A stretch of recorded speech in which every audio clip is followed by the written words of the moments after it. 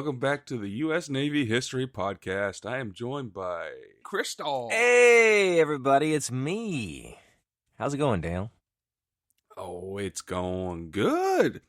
It's always good when you and I can talk. You know what? I cannot disagree with that.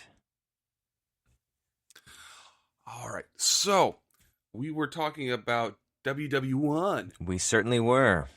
We were just about to jump into the Western Front, Ugh. our overview of the Western Front. It's one of my two least favorite fronts. Yeah. Let's go ahead and just get underway, jump right in, because it's going to take a while. Yeah, let's hit it. Hopefully a good learning experience for us all. Yeah, so we never have one again. Right. All right. This is pretty much German Empire with Austria-Hungary versus everybody else. Mm-hmm. We're going to start with 1914, when Germany invaded France and Belgium. So when this war starts, the German army consisted in the West with 7 field armies. And they execute a modified version of the... Do you remember the plan? Schlieffen Plan? Yeah. Yeah. The goal of this was to quickly attack France through Belgium before turning south to encircle the rest of the French on the German border. So, of course, Belgium's neutrality was guaranteed by... England or Britain. Yes, under the 1839 Treaty of London.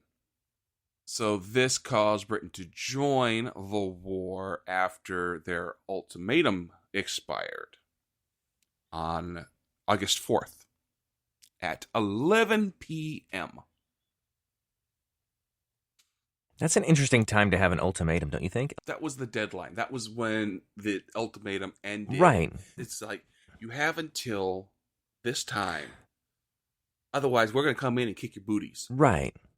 I don't know. I've always thought noon or midnight. Midnight seems so ominous. If you don't do this by midnight, it's over. 11 is kind of like, hey, we got to get to bed early, so just let us know ahead of time if you're going to do it or not, and then we'll get a good night's sleep and then make preparations in the morning. Well, that's why it's 11. Okay. Midnight's too late. Yeah, that's They're all going to true. be asleep at midnight. Okay. Well, the math works out. Sure. All right. So the armies under General Alexander von Kluck and Karl von Blow attacked Belgium on August 4th. Luxembourg was occupied without a fight on the 2nd. The first battle in Belgium was the Siege of Liege. Ooh. This was between August 5th and 16th. Liege was actually very, very well fortified. And the Germans under von Blue was like, wait, guys, what the heck is going on here? This is actually hard. Right. This is probably their first introduction to the use of machine guns in defense. And so I imagine, although they had this similar weaponry with them, the Germans did, they probably haven't been involved in a conflict where they had to face it. And so early on, we're going to see so many countries with the mindset of like 1700s, 1800s fighting and that technology, and this is going to take a lot of people by surprise. Oh, absolutely. What the fortress was surprised by was the German artillery that pretty much leveled it in just a couple of days. After the fall of Liege, most of the Belgian army retreats towards Antwerp, and the capital of Belgium, which falls into Germans' hands on August 20th.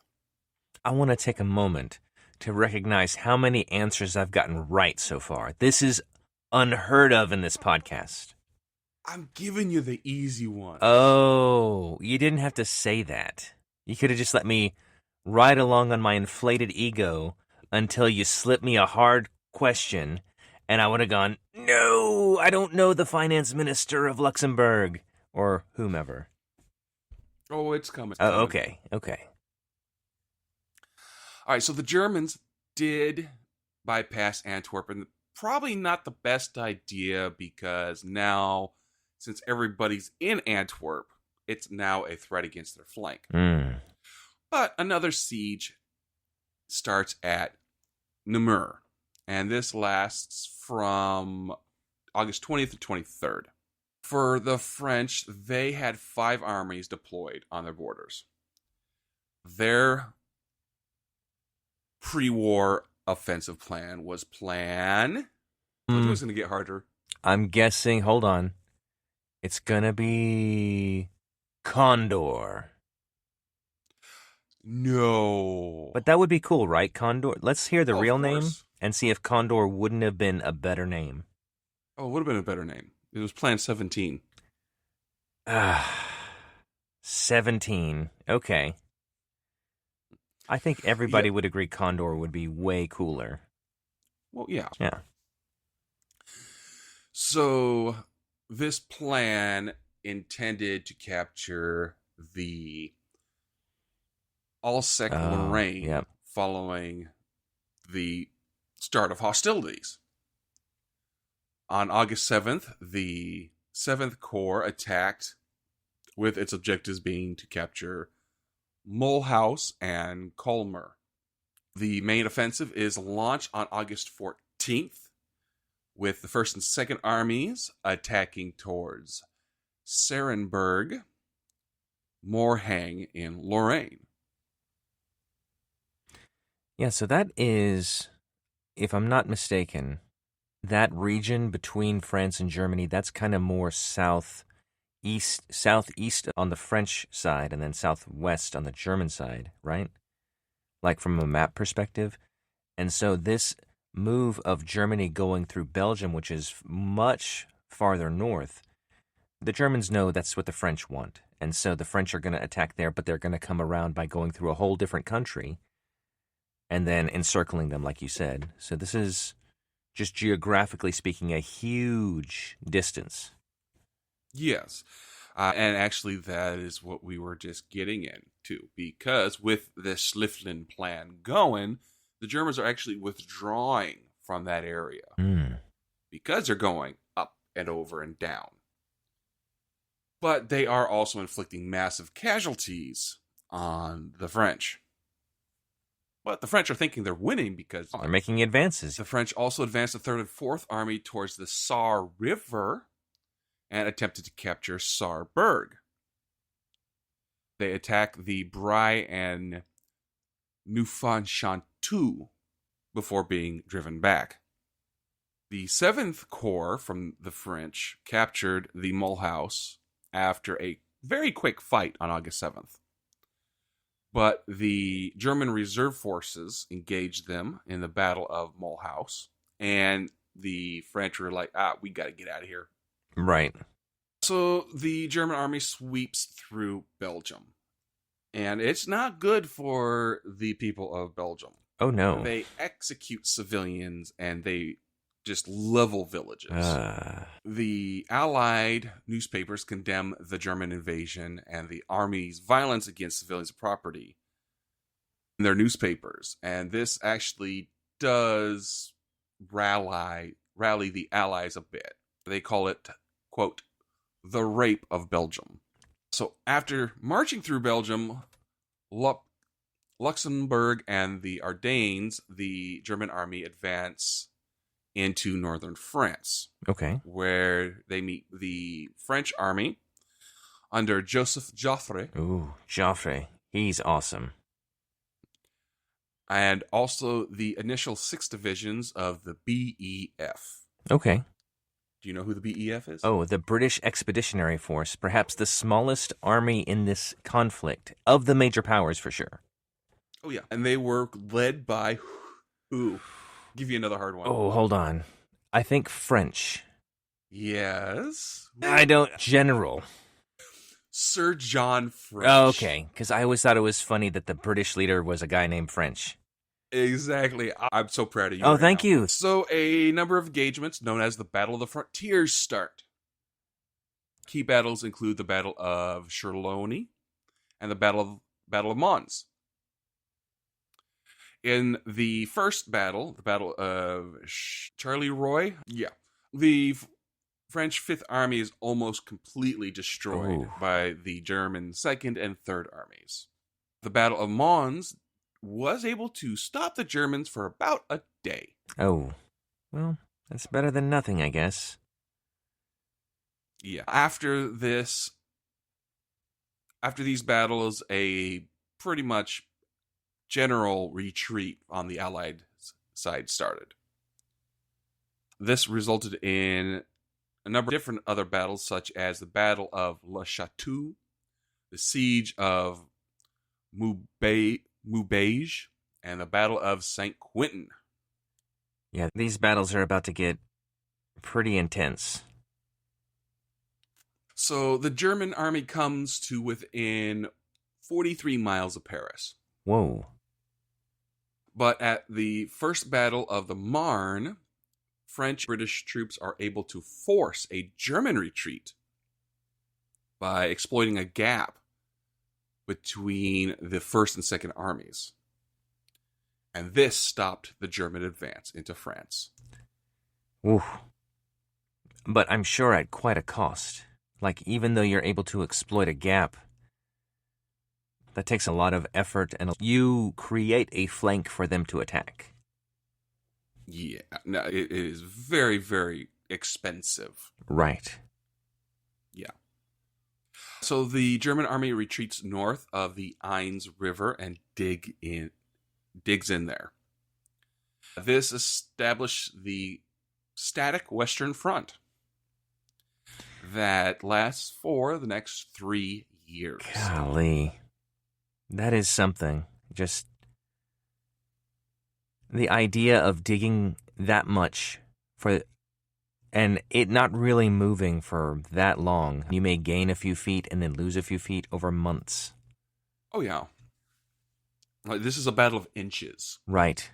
Okay, so after they stop the Germans here, the Allies try to outflank, or the Germans and the Allies try to outflank each other in what is called the Race to the Sea?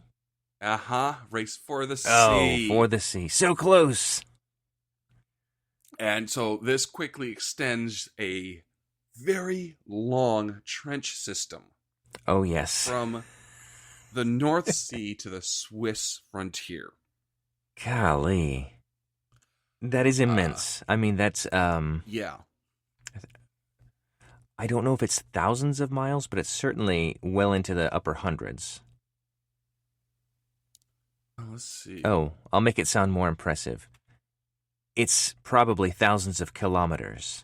For the international listener? The trench system on the Western Front was roughly 475 miles. Oh, okay. That's a long way. Yeah. That's a lot of miles. Oh, yes. That's a lot of digging. Right, exactly. And so it's twinned, right? There's one trench for the Allies and then another one for the Central Powers. So that's a lot of trenches. And I know they were there for so long. At least the German trenches were really well built out with officers' quarters and pretty elaborate as far as what the trenches had in them. Oh, yeah. If you want to talk about the trench system in different terms, the Germans had luxury trenches. Yes, that's... While the Allies did not. Right. Though they both still had pestilence and... disease. Disease and everything on both sides, no matter how luxurious your trench may be. It was still a trench. Exactly. So after the Western Front trench system is formed, held about 64% of France's pig iron production. Wow. 24% of its steel manufacturing, and 40% of their total coal mining capacity. Golly, that's incredible. Yeah. This is pretty much crippling to French industry. On the Allied side, the final lines were occupied by the armies of all of the Allied nations. But they were separated into a specific area. It's not like you're going to have French, English, Americans, Scottish, all mixed together. Oh, no. They're like, you're here. Mm-hmm. You do not mix with the English. No. And so there had to be a lot of coordination between the different forces from different regions. And so that, I don't know if that's a disadvantage or an advantage in this situation, because mostly they're fighting one army, one nation, whereas the French and the British, and then I guess later the Americans, would have to communicate, coordinate, and all of that. So this is challenging. I mean, it's already challenging enough, but it poses even more challenges. Oh, yeah, especially with language barriers, Mhm. the fact that everybody thinks they should be in charge and not the other ones. Right. So lots of infighting. No, this is not good. No. I mean, the alternative is worse, right? You don't have an ally fighting with you, but still, it's complicated. Right. Well, you only have a limited source that you're pulling out of when it's just one of you. Exactly. Right. When there's like 3 or 4 of you on the other side, you got 3 or 4 sources you're pulling stuff from. So, yeah, it gets overwhelming quickly. Oh, yes. So, from the coast in the north, the primary forces were in Belgium, the British Empire, and France. Following the Battle of the Yser in October, the Belgian forces controlled a 35-kilometer length of Belgium's Flanders territory along the coast, with their front following the river. And the station to the south was a sector of the British Expeditionary Force. All right. At this area, from October 19th to November 22nd, this is where the German forces made their final breakthrough attempt of 1914. Heavy casualties are suffered on both sides, and nobody moved in. That's awful. I was just thinking about how the number of casualties that we're seeing already is massive. And This was in the mindset of the leadership of at least the Germans, but most countries, was let's be as violent and strong as possible so we can get this done quickly. And so the more death and destruction you can cause in a limited amount of time, the quicker the whole conflict will be over. And that's the mindset. And so what you see is just battle after battle of annihilation. There's just all these people that are just being destroyed. But the thinking was, well, this will be worth it because it'll be over quickly. But they didn't anticipate this would go on for 3 to 4 more years. Right. It's like, let's do this and destroy their will to fight. Right. If we're this nasty, if we're this brutal, they're going to not want to fight us anymore, and we win. Right. Yeah, exactly. So, after this battle, a guy named Edric von Falkenhayn, he's like, you know what, guys? We can't win no more. Us Germans, we've already lost. Yep. Which is pretty kind of prescient. This is very early on. Oh, yeah. On November 18th, he claims a diplomatic solution. But Chancellor Theobald von Bethmann Hellwig, Paul von Hindenburg, and Edrich Ludendorff, those 4 are like, Nah. Are you kidding me? We've got the Schlieffen plan. We've got it all. Yeah. We're going to win this. What are you, a coward? Right. Ooh, ooh. Those are fighting words. Yeah. So by Christmas, the British guarded a continuing line from La Bessel Canal to the south of St. Eloi in the Somme Valley. The remainder of the front south to the border with Switzerland was manned by French forces. Okay. So that's going to bring us into 1915. Oh, So well, also hold on. the- You missed Ooh, the what? Christmas of 1914. This is where the opposing armies of Germany and France were in their trenches. But for whatever reason, on Christmas Day, they're like, it's Christmas, we should celebrate. And they got out of their trenches and they exchanged gifts and they were friendly. They're like let me clarify. This is the low-level soldier, like the front, the guys on the front, the grunts.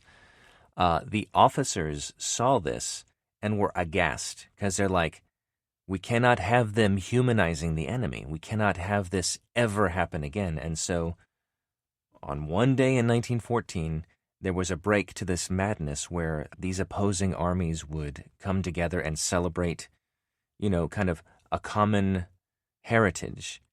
But then after this, it was kind of back to the absolute death and destruction. And so this was just an interesting kind of glimpse into the humanity of this whole situation on the Western Front. If it even happened. I don't think they're exactly sure whether it actually happened. Oh, really? Okay. Yeah. That's you heard it here. I heard it here first, at least. You heard it here first, folks. Some historians that historians are at a crossroads with that. Okay. Some saying it had happened, some saying it didn't happen. Makes sense. So, listeners, this might have happened. And if it did, pretty cool. If it didn't, there we go. We will not be sued now. I don't think that was in the cards in the first place. Oh, good. Because we don't have anything. So No, we don't. Yeah. I mean, you could offer them your beard, I guess. It's so small. I mean, that's your fault. You have the beard of an old Russian man, like pre Peter the Great. You know what I mean? Like 1500. Okay, maybe not. Maybe that was a bad and poorly timed reference. It's a great looking beard. There we go. All right, so 1915. This was the year of the stalemate. Between the coast and the Vosges was an outward bulge in the trench line. This was named the Noyon Salient for a French town that was captured. Okay. At the maximum point of advance near. So Joffre's plan for 1915 was to attack this area on both flanks to just envelop it. Okay. The British would form the northern attack force by pressing in, while the French attacked in Champagne. On March 10th, as what was intended to be a larger offensive in the region, the British Army attacked at Neuve Chapelle in an effort to capture the Aubers Ridge. The assault was made by 4 divisions along 2 miles. Wow. They started with a concentrated artillery bombardment for 35 minutes. Golly. Can you imagine? That is a lot of shells. That is a lot of terror. Oh, yes. So the initial assault makes rapid progress, and the village is captured within 4 hours. Wow. The advance then slows because of logistics and communications. The Germans then bring up their reserves and counterattacks. This stalls an attempt to capture the bridge. The British had used about a third of their supply of RD shells. Wow. And the general, John French, your friend, Oh, yeah. blames the failure on this shortage of shells, despite the success of the initial attack. He's like, we got in there pretty quickly, but because we didn't have any more shells. Well, you're firing them off 35 minutes of artillery? That's crazy. Oh, there was no trees left. Oh, yeah. No, it's a metaphor. But I think one of the things that all the armies realize pretty early on is artillery is really fast and really effective, but making the shells they need to run at that rate is not, they don't have the industrialization at this point to do that. And so you're going to start seeing more strategic, a lot less volume of artillery. Yeah. And then gas. Oh, yeah. You want to talk a little bit about gas? Well, there is a period in the middle of the war, I don't know exactly when, probably around now, but you start seeing people start realizing that you're going to move away from coal as the main source of fuel to like petroleum. And so all this, oh, wait, which gas? The bad smelling gas that maims people or the fuel gas? Because they both kind of come into play. Oh, I'm talking about the maiming people. Oh, well, then we'll put a pin in that petroleum conversation.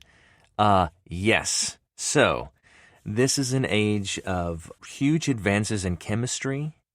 And so, what people decide to do is, the Germans in particular, it's like, hey, we've got these gases that if the wind is right, like at our backs, and it's flowing toward the enemy, we can open these containers. And the gas is heavier than air, so it just crawls along the ground and goes into the trenches because they're like, how do we get these guys out of the trenches? They're very hard to kill when they're below the area where our bullets go. And so they said, oh, we'll do this. And so you see mustard gas, you see a lot of different weapons of this kind that are used specifically for maiming because, and it does kill some, but really the idea is, if you incapacitate someone, not only have you taken them out of the fight, but you have somebody else that's helping them, and you've taken the helper out of the fight as well. So you kind of get a twofer as far as eliminating the fighting force of your opponent. And so that's the main chemist that did this. His last name is famous because he won a Nobel Prize for creating a chemical process that creates nitrogen, which really saved... What is it? Not Benz. Anyway. Oh, look it up, listener. It's great. He created a chemical process that made nitrogen for agriculture. And so all the fertilizer we use today is using his process. And so it saved kind of the world as far as being able to feed ourselves. But he also killed many millions of people with his chemical engineering, such as mustard gas and whatnot. Okay, here's a question for you since you're a gas expert, apparently. Well, so that's what my family thinks. Well, yeah, of course. That's what all families think of their dad. When was the very first gas attack? And what gas was used? I want to say it was mustard gas, and I want to say it was 1915. Well, yeah, we're talking about 1915. What day? What day? I don't know. It was a Saturday. It was April 22nd. April 22nd. April 22nd, they then released 168 tons of chlorine gas onto the battlefield. And just like you described before, since it's heavier than air, the gas creeps across no man's land and drifts into the British trenches. Now, this is just a yellow-green cloud coming right at you. This had never been seen before in battle. Yeah. So this cloud asphyxiates some of these guys, and the guys that are in the rear take one look at this and goes, "We are out of here." This creates a undefended 4-mile wide gap in the Allied line. Now, the Germans, they did not expect this to work so as well as it did. Right. Because of this, they did not have sufficient reserves to exploit this opening. If they would have exploited this 4-mile wide gap, Oh, yeah, that's huge. that could have changed the entire course of the war. But the Canadians come in very quickly, and they drive the Germans back out of it. Yep. Good job. So 2 days later, the Germans do this again and cause a 3-mile withdrawal of the Franco-British line. That makes sense. I guess it would take a while for news of this to get back to command so that they can manufacture gas masks so they could deploy them to their troops. So the Germans have started a ticking clock. Like, okay, how long will this remain effective against our enemies until they have sufficient countermeasures? Oh, it didn't take long. Yeah, I bet not. They knew what was coming now. They already had people back in there really quickly after the gas dissipated. That is when gas masks come out. Right. Just a year later, everybody has gas masks. Oh, yeah. And they're just standing there as the Germans keep pumping gas at them, going, "Hi, you're not doing nothing to us." Right. 1915 also saw the introduction of air warfare. Oh, yeah. And these are aircraft specifically modified for aerial combat. Planes up until this time had been in use for scouting. But on April 1st, so we got to take that into account. It is April's Fool's Day. Right. But on April 1st, a French pilot named... Oh, my gosh. Jacques, I'm guessing. See, I told you I was taking it easy on you earlier. Maybe give some specifics around what this pilot did and not just there was a French guy that flew. He was the first to shoot down an enemy plane by using a machine gun. Yeah, I still don't know. Shoots forward through the propellers. Yes, I like... Imagine, I always love the engineering behind the interrupter on the gun so that it's timed so it doesn't shoot off the propeller of the plane. I was like, oh yeah, that's good thinking, person who designed that. Makes sense. The pilot's name is Roland Garros. Okay, I'm now on a streak of getting things not right. And heads up, everybody, it was a Thursday that the first gas attack took place, not a Saturday. Oh, okay. Thursday. Yeah, that's really interesting because this is 1915, right? Yes. But the interrupter was not in use yet. Oh. They reinforced the blades, so bullets that hit them were ricocheted away. Oh my gosh. That is a solution. That is. I am always astonished at the fighters of World War I because it was not even 15 years prior, like 12 years prior, they had the first flight in North Carolina. Like the Wright brothers in the early 1900s, like flew for 11 seconds. And it's like, wow, we've flown. This is amazing.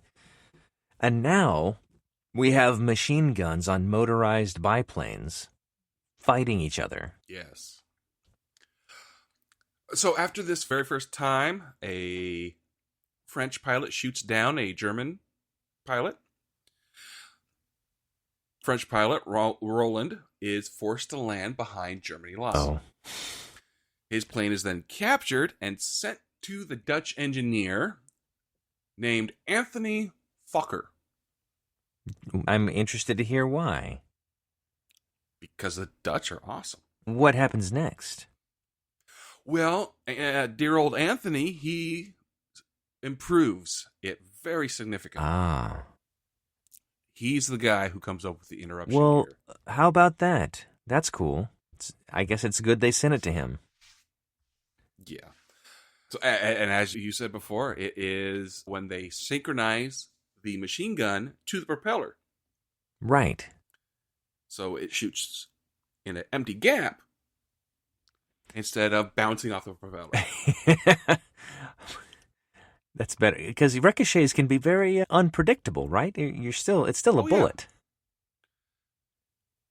And maybe that's why Roland went down, Oh, because it ricocheted back into in his engine or his. something. This advance is quickly put into place Yeah, I bet so. in the Fokker Mark I, which was a monoplane. Nice. This was the first single-seat fighter aircraft to combine a reasonable maximum speed with an effective armament. Nice. The guy who got his first confirmed kill in this plane on August 1st was The Red Baron. Max Immelman. Hmm. Was he the Red Baron? Okay. He was the first German World War I flying ace, and his nickname was the Eagle of Lille. Whoa, that is a great nickname. So this started a arms race. Oh, yes, absolutely. Both sides developed improved weapons, engines, airframes, and materials. And this keeps going until the end of the war. This also starts the cult of the ace. Oh, yeah. The most famous being who you mentioned earlier. The Red Baron. He was devastating. What was his name? What is the most German-sounding name I can think of? Oh, Wolfric? Adolf? I don't know. Hans? Am I getting close? Nope. Okay, I give up. Manfred Albrecht Oh, Freiherr von Richtenhofen. yeah. That makes sense. He was officially credited with 80 air combat victories. 80. Holy moly. That's your best friend, the Red Baron. I don't know about best friend, but he was capable. Doesn't mean he was my friend. Also, fun fact, this podcaster was not alive in early 1900s. Oh, okay. I guess I could still be friends with the Ouija board, maybe? I don't know. Yeah, you could be. I'm not. Okay. All right. So, contrary to the myth, fighters were not the ones who got the most kills. It was anti-aircraft fire that got the more kills. That makes Most sense. kills. All right. So, the final Allied offensive of the spring was fought at Artois. The goal here was capturing Vimy Ridge. Okay. The French 10th Army attacks on May 9th after they bombard it for 6 days. Oh, wow. And advancing 3 miles. Now, they went into full retreat as they come within range and sight of machine gun nests. Oh. Okay. And the Germans open up with artillery and reinforcements. Let's see where this goes. Well, it continues until May 15th, when the advance finally grinds to a halt. Hmm. And then the fighting there keeps going until June 18th. Wow, that is a long time and a lot of, these are intense weapons that can really mow down lots of people. And so I knew we would get into this in the Western Front, but that's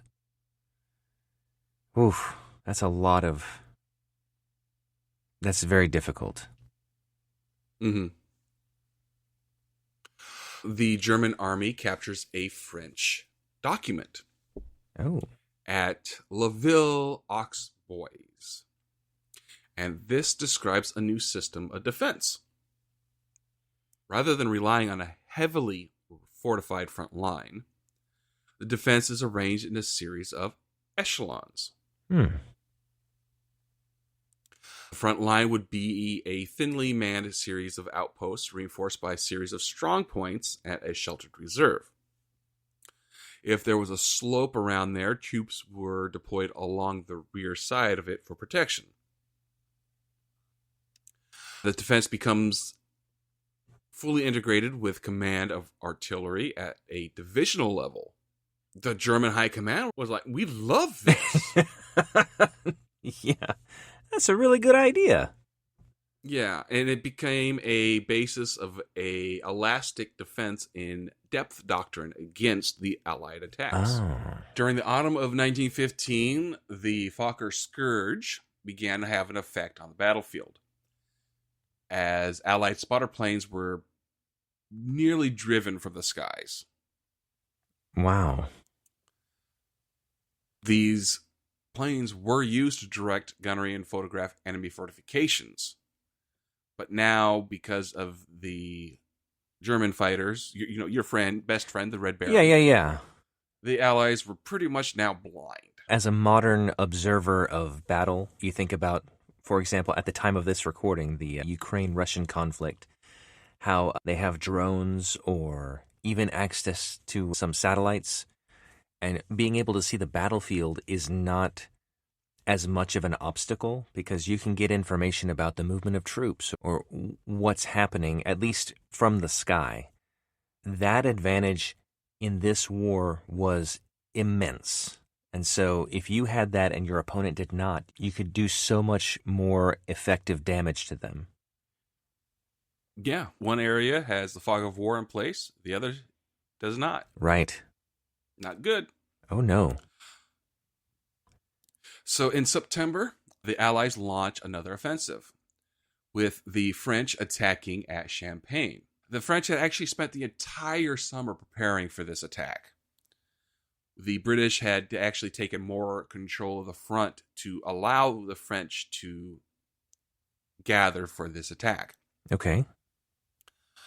The bombardment of artillery began on September 22nd.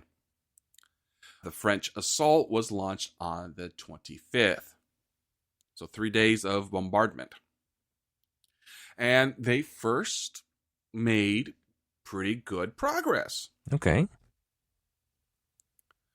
Rather than retreating, the Germans adopted their new scheme. Their new scheme? By the French. Oh, yeah. First, they used the metric system invented by the French, and now this? Oh, yeah. What a bunch of copycats. So their new defensive zones and positions were actually 5 miles deep now. Oh, wow. Yeah. On the 25th, the British begin their assault, which was meant to supplement the Champagne attack that the French were now in.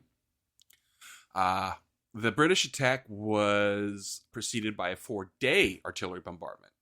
Oh, wow. 250,000 shells. That's a lot. And 5,100 cylinders of chlorine.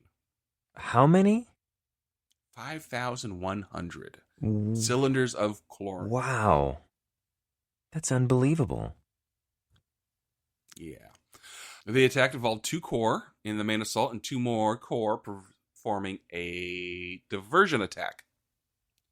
The British suffered heavy losses because of the machine guns. Yeah. And they only made a very small amount of ground before they just ran out of shells. I could see that. They renewed their attack on October 13, but didn't really do much better. In December, the British Field Marshal, your bestest pal in the whole world, Sir John French, he's ousted. Yep. And he was replaced by Lord Pickering. Lord Pickering. The questions are getting so much harder. General Douglas Haig. Oh, yes. Good old Dougie. My other best friend. Your other best friend. Me and World War I leaders were like this. So we are going to save 1916 until next time. Okay. Makes sense. We're actually going to honor one of our fallen heroes with the help of HeroCars.us, Specialist Christopher D. Horton. His hometown was Collinsville, Oklahoma, served with the U.S. Army, 1st Battalion, 279th Infantry Regiment, 45th Infantry Brigade, Combat Team, Oklahoma National Guard. He received a Bronze Star and Purple Heart. His date of sacrifice was September 9th, 2011. Killed in action in Paktia, Afghanistan. He was 26 years old. Christopher Horton was an expert marksman who won numerous awards for his sharp shooting. Apart from his military career, Horton was also a professional sponsored shooter through the United States Shooting Academy in Owasso, Oklahoma. Fully aware that as an Army sniper, he would be a prized target for the enemy, Specialist Horton was passionate about leading his rare skills for the cause of freedom, despite the high danger of the assignment. Christopher put his career on hold as a professional sponsored shooter, business owner, and political consultant to serve his country, said his wife, Jane Horton. Christopher loved his country more than anything and truly believed in the values that America was founded on. He didn't want to do anything else until he served his country. He felt an honor and duty to protect us on the home front and join the ranks of many American patriots that fight for our freedom. In 2008, Specialist Horton graduated from the Missouri Military Academy in Mexico, Missouri. Then enlisted in the Oklahoma Army National Guard in Tulsa. During his time with the Guard, he became an infantryman, was SWAT certified, sniper qualified, and graduated at the top of his class. Even outside of his Army responsibilities, Horton was passionate about serving his community and nation. He volunteered as a police officer and was also active as a political consultant to local, state, and national campaigns. He was offered jobs by many government agencies, according to Jane Horton, and told them they could call him back when he was home from Afghanistan. Specialist Christopher Horton died of wounds suffered when enemy forces attacked his unit with small arms fire on September 9th, 2011, in Paktia Province, Afghanistan. He and his wife Jane were expecting their first child when Christopher's life was cut short in service of his country. Christopher is buried at Arlington National Cemetery across the Potomac River from Washington, D.C. in Section 60, Site 9728. So Specialist Christopher D. Horton, we thank you. Thank you. All right. Yeah, buddy, get us out. All right. Thank you, sir. I want to thank the listeners for joining us today. Some of you I've met for the first time today. Some of you, we go back several episodes. So thanks for choosing to hang out with us. Perhaps you have heard me say something ridiculous, and I need to be fact-checked. Well, there is a way for you to do that. You can email us at usnavyhistorypodcast@gmail.com, and you know what? Let me know. Let me know what I've done. Or maybe Dale has said something that you're like, well, that's really cool. I just learned something brand new today, and I want to thank you personally. You know what? He's available at that email address, or you can hit him up on X Twitter with the handle at USNHistoryPod, and he will get that, and the world will also get to see what you've told him, unless, it's one of those DM situations. Anyway, you have options. That's what I'm saying. Another option for you, there's a Discord where you can interact with us, and then we can respond to you and go, of course, you're right. You're such a great listener. No wonder you're listening to us. You can find a link to that in the show notes. So click on that and join up, and I don't know, maybe we'll see you there. As always, if you could tell a friend, family member, coworker, etc., classmate about us, that does a lot for us. And it's an endorsement from you. So what better thing could we ask for? Oh, well, I guess we could ask for you to rate and review on your favorite podcast app. So thank you. And with that, we're going to wish you guys fair winds and following seas. Bye-bye. Bye-bye.